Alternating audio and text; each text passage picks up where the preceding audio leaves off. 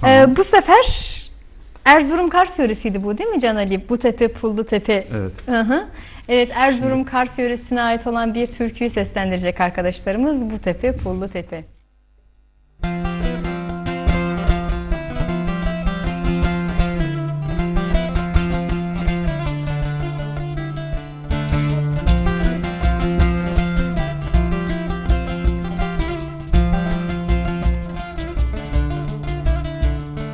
Bu tepe, pullu tepe, Neni de yarim neni, su gelir sere serpe. eski de yarim hani. Dediler yar uyumuş, Neni de yarim neni, uyardım öpe öpe. eski de yarim hani. Dediler yar uyumuş, neni de yarim neni. Uyardım öpe öpe, eski de yarim hani. Dediler yar uyumuş, neni de yarim neni.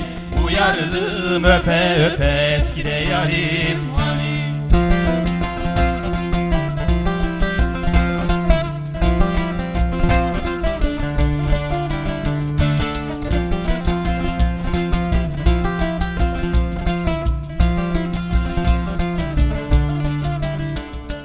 Altını bozdurayım, Neni de yarim neni, gerdana dizdireyim. eski de yarim hani. İpek mendil değilsen, Neni de yarim neni, boynumda gezdireyim. eski de yarim hani. İpek mendil değilsen, neni de yarim neni. Boynumda gezdireyim, eski de yarim hani. İpek mendil değilsen, neni de yarim neni. Boynumda gezdireyim, eski de yarim hani.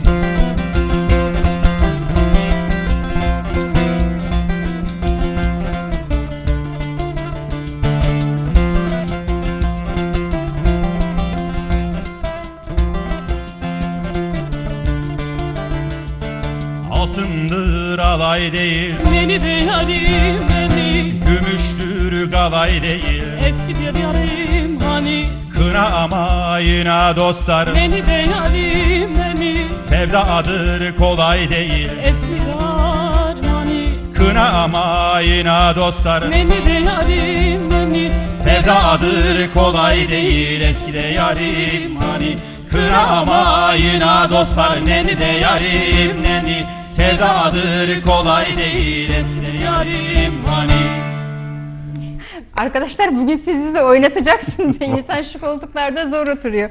Kalkıp şöyle halay çekesi geliyor falan. Sevdadır kolay değil. Sevdadır Öyle diyor kolay. ama halay çekiyor. Çok hoş bir şey. Ben bunu hep düğünlerden falan hatırlıyorum. En çok halay çekilen türkülerden bir tanesi bu, değil mi? Evet. Çok da keyifli bir türkü. Bir şiir okuyalım şimdi. Sevgili izleyiciler, ben şimdi hemen bir şiir okumak istiyorum size. A. Kadir'e ait bir şiir bu. Adagio isimli bir şiir. Şimdi seslendirmek istiyorum bunu.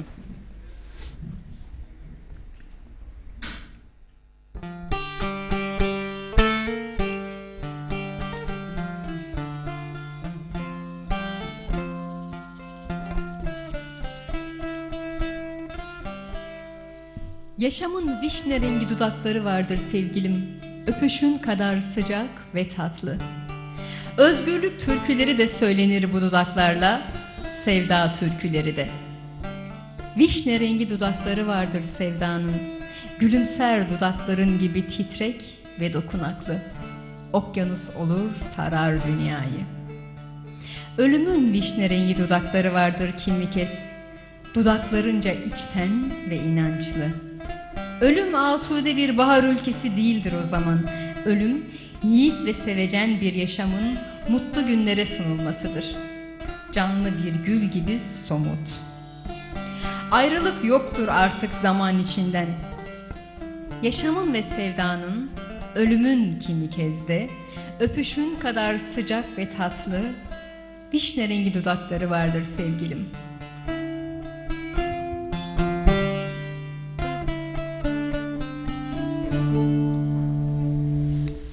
Ağzına sağlık. Teşekkür ederim. Yine bu alta çaldığınız müzik çok hoştu gerçekten. Daha önce Burada hani uyduruyoruz. onu uydurmak demezler canım. Doğaçlama yapıyoruz derler. Evet. Daha önce de size söylemiştik sevgili izleyiciler. Burada şiirlerin altına çalınan ezgilerin hepsi doğaçlama yapılan ezgiler. Arkadaşlarım da çok hoş yapıyorlar bunu. Ben onlara bir kez daha teşekkür edeceğim bu güzel ezgiler için. Evet, dedim ya bugün çok hoş türkülerimiz var. Ben sanki hiç sohbet etmek istemiyorum. Bugün o türküleri arka arkaya dinlemek istiyorum. Eklemedir koca konak diyelim mi Can, yoksa sen yani bir şey söylemek istiyor musun yoksa? Ama hani biraz önceki şiirde de vardı aslında. Şimdi biraz sonra eklemedir koca konağı söyleyelim ama ayrılık özellikle belirgin bir şeydir sevdada.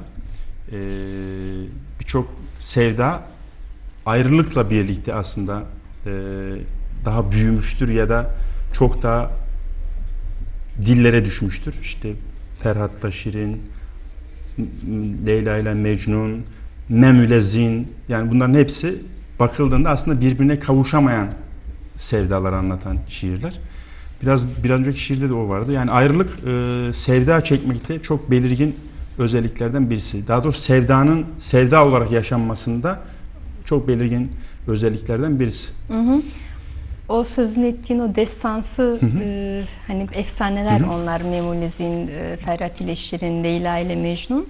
Onlar tabii çok özel sevda hikayeleri, aşk hikayeleri. Aslında ilerleyen zamanlarda aşk konulu bir program daha yapacağız sevgili izleyiciler. Orada da destanlaşan aşklar konusunda da oralardan böyle çeşitli şeyler, parçalar, anekdotlar alıp sizlere aktaracağız.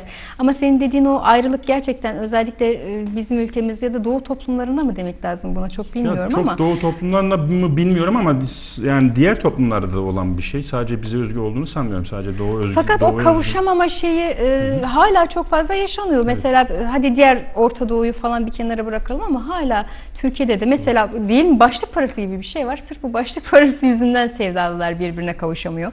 Ya da tırnak içinde düşman ailelerin çocukları. Yani türkülere en çok yansıyanlar onlar aslında. Evet. Sevdanın hep böyle uzakta kalması, kavuşulaması. Gerçi şimdi şöyle falan bir şey de var. Yani insanlar hani o ayrılık diye bahsedeceğimiz şeylerden bir yönü de şu. Yani daha doğrusu bir araya gelemez sevdalıların kavuşamaması noktasında. Şu anda yani ülkemizde de çok belirleyici olan şeylerden birisi ekonomik koşulların çok zorluyor olması. Yani insanlar işte hep duyarız çevremizde de birçok insan daha para biriktiremediği için, bir ev kuramaya hazır olamadığı için bir araya gelemez. Yani bir sürü sürünürler açıkçası. Öyle bir ayrılık yaşarlar bir anlamıyla. Bir yandan da şöyle bir şey var. Sevdaların da hani naylon sevda derler ya sevgili izleyiciler. Onun da içinin boşaltılması gibi. Onu biraz sonra değinelim. Şimdi güzel bir Ege türküsü dinleyelim. Eklemedir koca konak isimli türkü seslendirecek arkadaşlarımız. Onu derleyen kimdi Can? Aydın yöresine ait bu. Kemal Kazdağlı, Ahmet Yamacı. Evet. Biz türküleri derleyenleri duyurmak istiyoruz. Tabii genel olarak duyuruyoruz zaten de. Çünkü birçok türküye anonim damgasını vurup onun emeği geçenlerin emekleri görmezden gelinmiş oluyor. Evet, şimdi Aydın yöresine ait bir türkü.